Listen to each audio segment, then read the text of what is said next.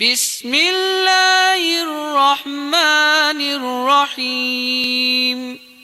Sa ngalan ni Allah, ang pinakamahabagin, ang pinakamawain.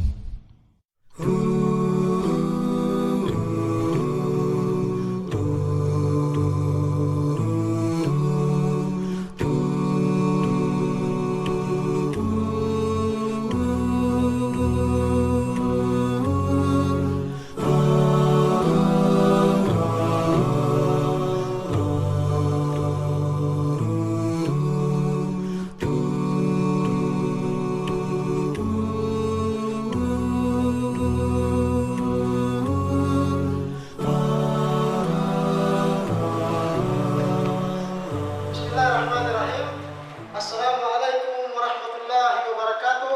Sa lahat po ng Muslim at sa mga hindi pa Muslim, isang mapayapang pagkakataon sa inyong lahat. Ito po muli ang Islam katotohanan na una ay nais magpasalamat sa lahat ng mga nanood ng una naming itinanghal, na kung saan ito ay naglalaman ng pagpapaalala sa atin na ang mga makabagong teknolohiya sa ngayon ay marapat na gamitin ng tama o di kaya ay gamitin sa kabutihan upang ang mga ito ay hindi maging dahilan ng paghina o tuluyang pagkawala ng ating pananampalataya. At sa pagkakataong ito, ay muli namin kayong inaanyayahan na panoorin ang isa na naman pagtatanghal na kung saan ay maghihimok sa bawat isa sa atin na pangalagaan ang ugnayan ng kapatiran na isa sa mga napakagandang katuruan ng pananampalatayang Islam. At dalangin namin kay Allah subhanahu wa ta'ala na nawa ang mga ito ay magdulot sa atin ng kabutihan at pakinabangan natin hindi lang sa mundo ito hanggang sa kabilang buhay.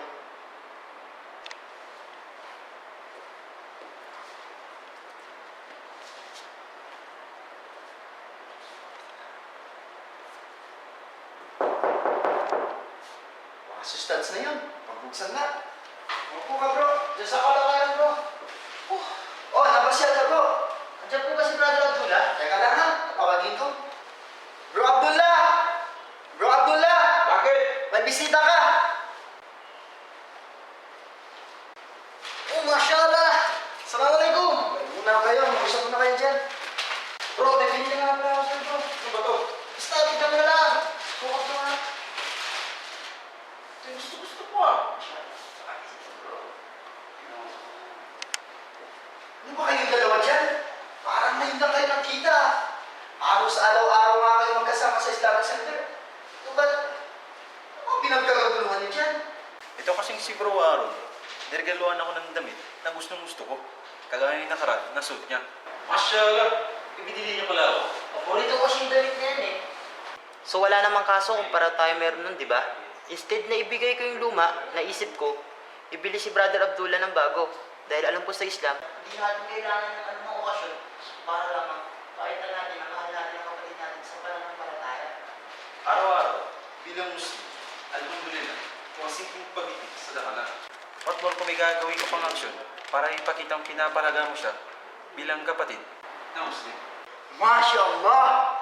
Kung ganun lang lahat ng Muslim sa kapwa niya Muslim, yaong sumusunod sa turo ng Rasulullah sallallahu alaihi wasallam, la yu'minu ahadukum hatta yuhibba li akhihi ma yuhibba li nafsihi.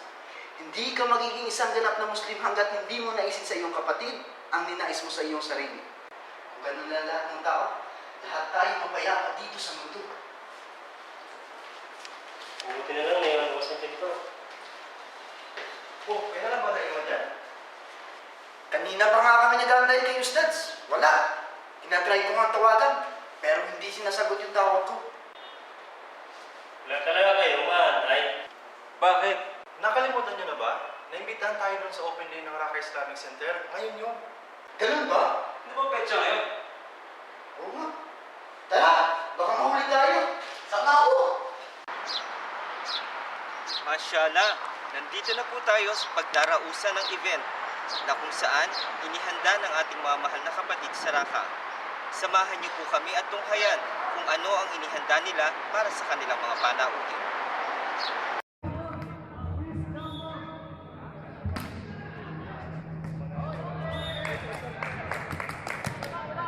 Bakit ba kayo punta sa pagtitipong ito?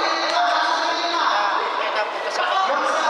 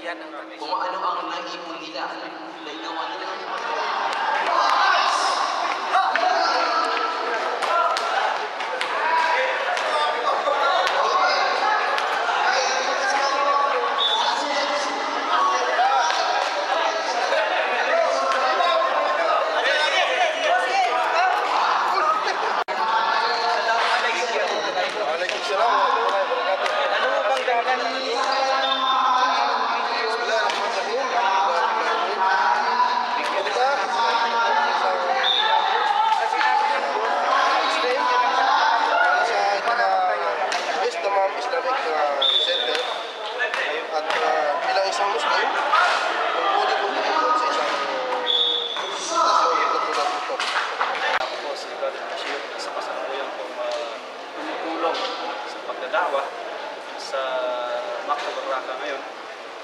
At sa kasalukuyan ng ginaganap po ngayon ang kaunang open day ng Raqqa. Alinsunod lamang po ito sa kautusan ng Allah subhanahu wa ta'ala sa atin na kung saan sinabi niya na وَتَعَوَنُوا عَلَى الْبِرِّ وَالتَّقْوَى وَلَا تَعَوَنُوا عَلَى الْإِثْمِ وَالْعُدْوَانِ. Sinabi ng Allah subhanahu wa ta'ala na magtulong kayo sa kabutihan at huwag kayong magtulong kung saan yung pagkakaunawaan. Kahapon ang mga Arabo ay mga uri ng tao na nagpapastol lamang ng tupa at kamelyo, walang nalalaman sa pamumuhay sibilisado, kundi payak na buhay sa malawak na disyerto, hanggang sa isugo mula sa kanila ang tunay na gabay at isang mensahero. At nang dahil sa karunungan at tamang talino, sila ay iniangat sa pagitan ng mga tao. Ikaw naman kahapon ay isang Kristiyano na lumuluhod sa mga anito, nananalangin sa krus at bato, nagsusumamo sa altar at santo. Kaya't ikarangan mo ang pagiging angat mo nang dahil sa karunungan ikaw ay naging dakilang tao na dating alipin ng simbahan at mundo na ngayon ay lingkod ng sambayanang Islamiko. So, isa sa mga ibabahagi kong mensahe ko tungkol dito. Si Allah subhanahu wa ta'ala ay nagbigay ng mensahe sa pagpapanatili natin ang tinatawag na kapatiran sa Islam. So kung siguro lahat kayo na nakakadinig ngayon o nakakakita nitong panayam na ito, alam niyo na itong mensahe niya Allah subhanahu wa ta'ala na ito kasi araw-araw natin makakaliwanan sa Islamic Center, diba? Sabi niya, wa'tasimu bihablillah. Wa'tasimu bihablillah wala tafarraqu. Wa'tasimu bihablillah wala tafarraqu. At sabi niya, hawakan ninyo ayon sa malapit na kapatulugan ito, hawakan ninyo at lubid niya Allah subhanahu wa ta'ala. Sabay-sabay kayong umawak sa lubid niya Allah subhanahu wa ta'ala. Pautos ito. Dahilan sa sabi, wa'tasimu. Ibig sabihin, grupo ito na inutos niya Allah subhanahu wa ta'ala para sa lahat ng mga mananampalataya na huwag sila magkakawatak-watak at tanging ang lubid lamang ni Allah subhanahu wa ta'ala ang kailangan panghahawakan. So, isa ito sa naging dahilan kung bakit sinagawa namin, dinaos namin ng ganitong uri ng programa upang pakita din sa ating mga kapatid kung gaano kaganda, kung gaano kasaya o kung gaano katotoo yung ating pananampalataya Islam kasi nandito sa atin lahat wala nang kulang Nang sinabi niya Allah subhanahu wa ta'ala, al-yawma akmaltu lakum, wala na automatically lahat na complete na. Al-yawma akmaltu lakum dinakum, sa araw na sabi niya, ginawa ko ng ganap ang inyong صلى الله على محمد صلى الله عليه وسلم صلى الله على محمد صلى الله عليه وسلم. He was a guide for all people and a mercy to the universe. Was a guide for all people, God's peace and blessings on him. صلى الله على محمد صلى الله عليه وسلم صلى الله على محمد صلى الله عليه وسلم. He was a seal of the prophets, the last brick in the house of prophethood. Was the last of the prophets, God's peace and blessings on him. صلى الله على محمد صلى الله عليه وسلم صلى الله على محمد صلى الله عليه وسلم. Mga shit. Alam mo mga yun, tayo pa lang naman na dito. Hintayin natin sila siya. Dahil nakakapagod. Ang daming biyahe natin Pero mashallah Sheikh, napakaganda ng open day ng Raqqa. Ano ba Sheikh Islamically yung katuran about brotherhood? At ano yung naidudulot ng mga ganitong gawain para sa kabutihan ng mga Muslim sa panahon natin ngayon?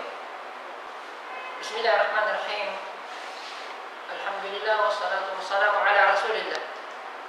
Alam mo Rashid, yung mga ganitong pagtitipon katulad ng ating nilahukan kanina, isa sa mga napakagandang bagay na dapat laging inuulit at sinasabuhay o ginagawa ng mga magkakapatid sa Islam.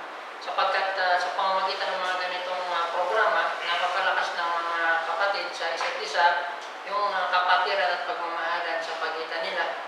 At alhamdulillah ay nagpapasalamat tayo kay Allah subhanahu wa ta'ala. Isa tayo sa mga naimbita para makilahok doon sa nasabing programa.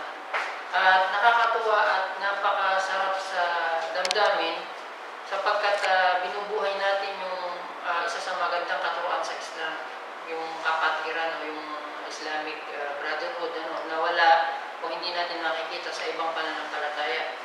Kung saan sinabi ni Allah subhanahu wa ta'ala sa banal na Quran, "Law anfaqta ma bil ardi jami'an ma allafta bayna qulubihim walakin Allah allafa bainahum."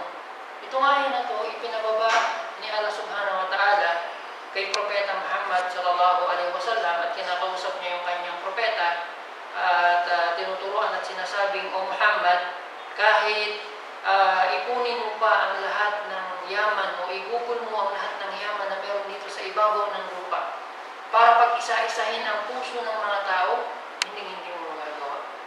Totoo nga naman na kahit ipunin natin ang lahat ng yaman na meron dito sa ibabaw ng lupa, hindi natin kayang ipunin na iisa lang yung damdamin ng mga tao sa isang gawain, sa isang lugar, sa ilalim ng bandila ng La ilaha illallah. Sabi niya, "Walakin Allah allafa bainahum." Pero si Allah subhanahu wa ta'ala, siya yung nag-iisa nagpaisa ng kanilang mga damdamin. Kaya makita mo, napakaganda ng larawan kanina. May mga kapatid habang naglalaro, habang kumakain, habang nakikinig ng khutbah, habang nagkukwentuhan, maaaring makikita mo yung ilan dun sa kanila kahapon lang nag-embrace ng Islam. Tayo, medyo matagal na tayo sa Islam. At may mga kapatid tayo from Mindanao na nakibahagi at napakarami ng bilang nila. May mga Arabs pa na nakibahagi sa atin sa araw na yun. At lahat tayo iisa yung ating damdamin, lahat tayo masaya, iisa yung ating nararamdaman. Yung kapatiran sa Islam habang kumakain, habang naglalaro, habang nakikinig ng programa. At dito ay nagpapatunay yung talata na binanggit ni Allah subhanahu wa ta'ala sa ibang aya naman, sa ibang surah. Sabi niya, "Innamal mu'minuna ikhwa." Allahu Akbar. Diba? Ang ganda pakinggan, "Innamal mu'minuna ikhwa." Katotohanan na ang mga mananampalataya daw ay magkakapatid. Sa atin lang meron sa Islam. Yung kapatiran natin ay kapatiran sa pananampalataya. Iisa ang ating Panginoon, iisa yung ating pagsamba, walang kulay na namamagitan sa pagitan natin o kaya yung mga antas sa buhay. At tulad ng binanggit ko nga kanina, may mga maling konsepto kasi minsan sa ibang mga tao, especially sa mga hindi mananampalataya, na kahit nung tayo mga bagong Muslim pa lang, na narinig natin magkakaaway daw yung mga tribo ng mga Muslim sa Mindanao, hindi daw sila nagkakasundo, and then may mga grupo ng mga balik Islam naman. Hindi yung totoo. Kasi yung programa na ginawa natin kanina, at maraming programa na nagaganap, nagpapatunay na ang mga Muslim ay walang tinitingnan tribo. Kanina marami doon, mga kapatid natin na mga Maranao. May mga Maguindanao, maraming mga Tausog, maraming mga balik Islam. May mga balik Islam na yun, galing ng Luzon, galing ng Visayas, galing ng Mindanao, pero lahat sila iisa sa ilalim ng bandila ng Islam, ng La ilaha illallah. At isa sa hindi ko makakalimutan palagi kapag may ganitong mga programa ay yung hadith na narinig ko at nabasa ko rin ng mga nakaraang taon na papasama tayo sa Hajj. Isa sa mga sheikh na nag-lecture doon at binanggit niya yung hadith ni Propeta Muhammad SAW. Sabi niya, alayhi salatu wasalam, "Inna min ibadillah ma hum bi anbiya wala syuhada. Yaghbituhumul anbiya wa syuhada yawmal qiyamah bimakanihim min Allah." Pakinggan mo ang ganda ng hadith. At dapat na ito ay laging isang puso at isang buhay ng mga Muslim. Kung saan sinabi ni Propeta Muhammad sallallahu alaihi wasallam, katotohanan na mayroong mga tao na alipin ni Allah. Tingnan mo yung hadith, mga alipin, ibig sabihin sila ay mga ordinaryong tao. Sabi niya, kaya binanggit ko sa hadith, hindi sila mga propeta at hindi sila mga syuhada. Subalit animoy kaiinggitan sila. Kaiinggitan sila ng mga propeta at ng mga syuhada sa araw ng paghuhukom. Ano ba yung mga katangian ng mga alipin na yun na animoy kaiinggitan sa araw ng paghuhukom? Magandang tanong, Rashid, kasi actually tinanong na yun ng mga sahaba nung sinabi ito ni Propeta Muhammad sallallahu alaihi wasallam. Sabi niya, qalu ya Rasulullah, tukhbiruna man hum.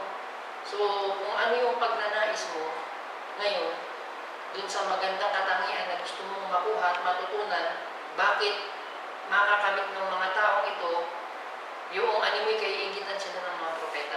Ganon din yung damdamin ng mga sahaba nun. Kaya sinabi nila, ya Rasulullah, ilarawan niyo po sa amin. Sabi niya, banggitin niyo po sa amin sino ba yung mga tao na yun. Anong sabi niya? Alayhi salatu wassalam. Sabi niya, hum qawmun tahabu biruhillahi ala ghairi arhamin bainahum. Wala amwalin yata'atawnaha.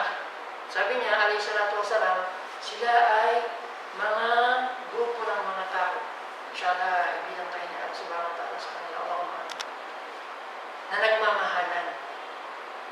Pero hindi naman daw sila magkakamag-anak. Ibig sabihin, wala silang relasyon, sila ay magkakadugo. At wala rin pera o yaman na namamagitan sa pagitan nila. Sa katunayan, Sheikh, sa panahon natin ngayon, ganyan yung mga larawan ng pagsasama-sama ng mga tao. Either magkapatid sila o magkamag-anak, kaya sila nagsasama. Or either may material na bagay na nagbubulog sa kanila. Di ba ang ganda ng naturuan sa Islam? Kaya nga sabi ni Propeta Muhammad alayhi salatu wassalam, pagkatapos nun, Fawallah, inna wujuhahum lanur, wa innahum ala nur. Sabi niya, Fawallah, sumusumpa si Propeta Muhammad. Sabi niya, by Allah. Sabi niya, tunay na ang kanilang mga mukha ay nagliliwanag. Allah, tingnan mo mga kapatid kanina, ang liliwanag ng mga mukha. At sa araw ng paghukom, dalangin natin kay Allah subhanahu wa ta'ala, nakabilang tayo sa mga tao na magliliwanag ang mukha. Sabi niya, la yakhafuna idha khafan nas. Ito pa yung mga magagandang makakamit nila. Bukod dun sa pagmamahalan na yun at napakalaking biyaya na anime kaiingitan sila ng mga propeta. Sa araw doon ng paghukom, lahat ng tao matatakot. Kasi araw yun ng paghuhusga, araw ng pagharap nila sa hukuman ni Allah, lahat mangangamba, pero hindi sila matatakot. Yung mga tao na to, ha? At sabi niya, la yahsanuna idha hasina nas. Hindi rin sila malulungkot. Lahat ng tao malulungkot kasi hindi nila alam kung saan sila pupunta. Subhanallah. Pero sila hindi sila malulungkot, hindi sila mangangamba. Wow. Hindi po ba napaganda ng mga katuruan sa Islam? Kung atin lang isa sa buhay, yung mga narinig natin na ayaw mula sa ating Panginoon na si Allah tungkol sa tunay na buhay at larawan ng kapatiran sa Islam. Gayon din ang mga hadith o katuruan ng ating mahal na propeta na si Muhammad sallallahu alaihi wasallam. Nawa ay makinabang mula sa ating mga maikling salita ang mga kapatid nating Muslim, pati na yung mga kababayan natin na mga hindi Muslim, sa mga pangunahin at mga magagandang katuruan na meron tayo sa Islam. Para po sa inyong mga suhestyon at komento, huwag magatubiling bumisita sa aming Facebook at i-email niyo po kami sa islamkatotohanan@yahoo.com. Maaari niyo rin kaming bisitahin sa Studio 1 ng Islamic Cultural Center dito sa Damam, Kingdom of Saudi Arabia. Muli po, ako po si Brother Rashid Saniel. Antabayanan po ninyo ang mga susunod pang programa na ihahatid sa inyo ng Islam Katotohanan. Ako po ang inyong kapatid sa Islam at kababayan, Abdurrahim Doma, na nagsasabing, Assalamualaikum warahmatullahi wabarakatuh.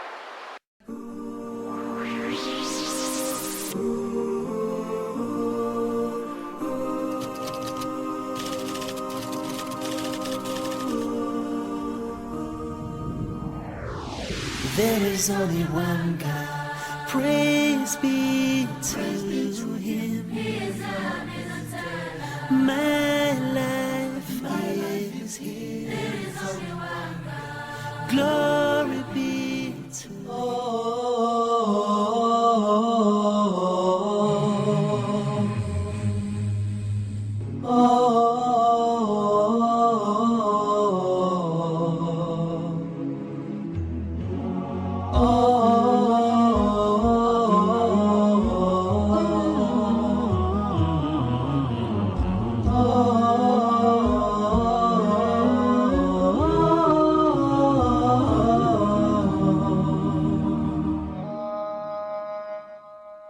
لا إله إلا الله لا إله إلا الله لا إله إلا الله ما لنا رب سوى لا إله إلا الله لا إله